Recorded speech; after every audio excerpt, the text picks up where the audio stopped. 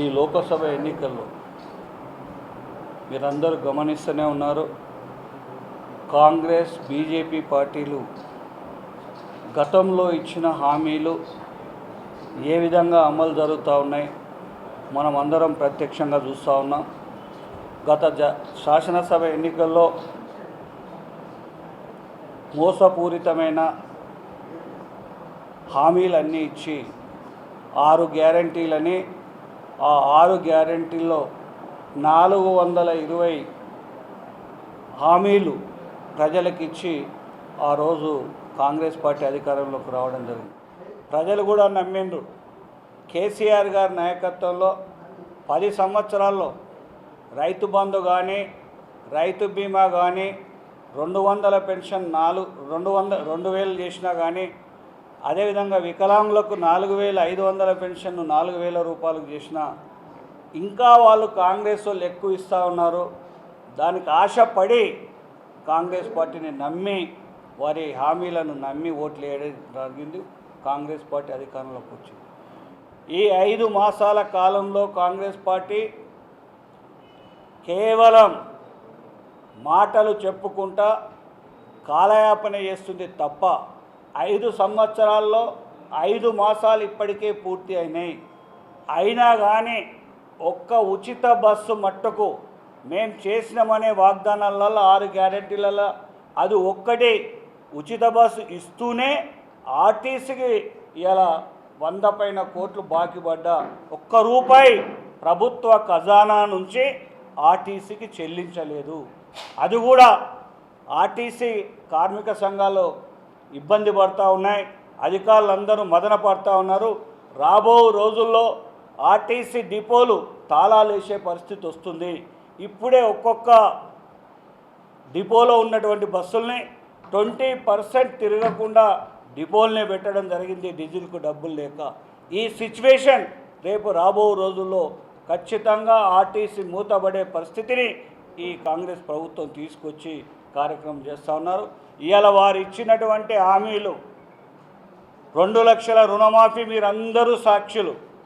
ప్రతి జిల్లాలో వస్తూ ఆయన చెప్పిండు, రేవంత్ రెడ్డి పిసిసి ప్రెసిడెంట్గా, ఎవరైతే 2 లక్షల రుణమాఫీ రూపాయలు లోన్ తీసుకున్నారో అందరికీ డిసెంబర్ 9 సోనియా గాంధీ పుట్టినరోజు ఖచ్చితంగా నేను ప్రమాణ స్వీకారం చేస్తున్నా, దాన్ని ఒక్క పెన్ను కలం పోటుతోని నేను మాఫీ చేస్తున్నా అని చెప్పిండు. ఎవరైతే లోన్లు తీసుకోలేరో తొందరగా పోయి మీరు 2 లక్షల రుణాలు బ్యాంకులలో అప్పు తీసుకోండి అని ఆయన చెప్పింది మీరే ప్రత్యక్ష సాక్షులు. ఈ రాష్ట్ర ప్రజానీకం, దేశ ప్రజానీకం చూసింది. ఈ రోజుకు ఇప్పుడు ఏం చెప్తా ఉన్నాడు మీరు అందరూ గమనిస్తూ ఉన్నారు. రాష్ట్ర ప్రజానీకం గమనిస్తూ ఉంది.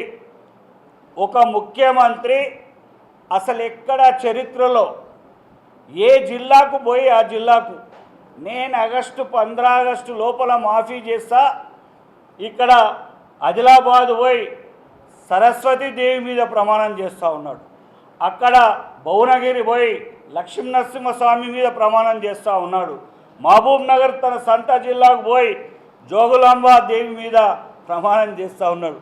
అసలు ఒక ముఖ్యమంత్రి తన ఇచ్చిన హామీను తను నెరవేర్చలేదు, ప్రజలు గమనిస్తున్నారు, ఆయనకు వచ్చే రిపోర్ట్లన్నీ వ్యతిరేకంగా వస్తున్నాయని ఏ జిల్లాకు పోతే ఆ జిల్లాకు దేవుళ్ళ మీద ప్రమాణం చేసే పరిస్థితికి ఒక ముఖ్యమంత్రి వచ్చిందంటే ఎంత సిగ్గుచేటో ఈ ముఖ్యమంత్రి రేవంత్ రెడ్డికి, కాంగ్రెస్ పార్టీకి ఆలోచన చేయాలని కోరుతా ఉన్నాను.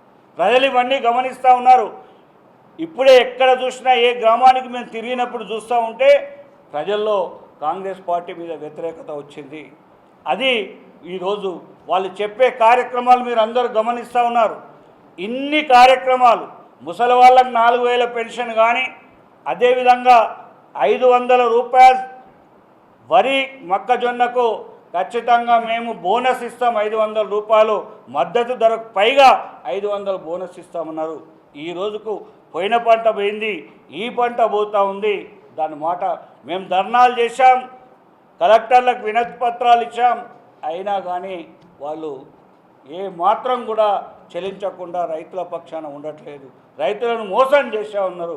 అదే బీజేపీ పార్టీ మీరు ప్రత్యక్ష సాక్షి. తెలంగాణలో యాసంగి పంట ఎండ ఎక్కువ ఉంటుంది కాబట్టి 35°C దాటి ఉంటుంది కాబట్టి ఆ పండిన పంట నూకలైతాయి. పండించిన బియ్యం వడ్లు ఏదైతుందో కొంత పర్సంటేజ్ నూక అవుతుంది. కేంద్ర ప్రభుత్వం నూకలు కొన్నాయంటే మన మంత్రులు పోయి పీయూష్ గోయల్ని అడిగితే ఆ రోజు హరీష్ రావు గారు కానీ కేటీ రామారావు గారు కానీ ఆ రోజు కేంద్రంలో ఉన్న మంత్రి పీయూష్ గోయల్ని కలిస్తే మేము నూకలు కొనం, తెలంగాణ ప్రజలకు నూకలు బుక్కి పియ్యండి అని చెప్పింది. అంటే ఎంత సిగ్గుచేటు! ఇలా దేశాల్లో 10 ఏళ్ల నుంచి పాలిస్తున్నటువంటి బీజేపీ ప్రభుత్వం, నరేంద్ర మోడీ గారి ప్రభుత్వం, ఒక మంత్రి సీనియర్ మినిస్టర్ తెలంగాణ ప్రజలను నూకలు బుక్కుమన్నారు. ఇలా ఆ దౌర్జన్యం ఇలా ప్రజలందరూ గమనిస్తూ ఉన్నారు. 10 ఏళ్లలో పేదవాళ్ళ కోసం కానీ అభివృద్ధిలో కానీ బీజేపీ చేసింది ఏమీ లేదు. ఇలా తెలంగాణ ప్రజలు తెలంగాణ ఈ లోకసభ ఎన్నికల్లో ఖచ్చితంగా బీజేపీకి తెలంగాణ ప్రజలను నూకలు తినమని ఎట్లా చెప్పారో ఇలా నూకలు బీజేపీ నాయకులకు బుక్కిపిచ్చే పరిస్థితి ఇలా తెలంగాణ ప్రజలు ఎదురు చూస్తున్నారనే సంగతిని గుర్తు చేస్తూ ఉన్నాం. ఇదంతా ఒక పక్కన జరిగితే ఇంకొక విషయం, కామారెడ్డి బిడ్డలుగా మేము కానీ వీరందరూ కానీ కామారెడ్డి బిడ్డలుగా ఒకటి ఆలోచించాలి. ఆయన ఏం చెప్తా ఉన్నారు ముఖ్యమంత్రి రేవంత్ రెడ్డి? జిల్లాలు మొత్తం తీసేస్తా, జిల్లాలను నేను కమిషన్ వేసి తీసేస్తున్నా అని చెప్తా ఉన్నాడు. రేవంత్ రెడ్డి, మీ కాంగ్రెస్ ఈరోజే కాదు. నమస్తే అండి. ఇది వ్యాపారం గురించి కాదు, ఓటు గురించి. ఎన్నికల్లో ఓటు వేయడం మన హక్కు మాత్రమే కాదు, కర్తవ్యం. ఎంతో మంది మహా నేతలు శ్రమించి ప్రాణత్యాగం చేసి ఈ అవకాశాన్ని మనకిప్పించారు. అందరూ ఓటు వేద్దాం. ఎందుకంటే ఓటు హక్కు ఊరికే రాదు. నా ఓటు ఎవరికో తెలుసా? అది సీక్రెట్ అండి.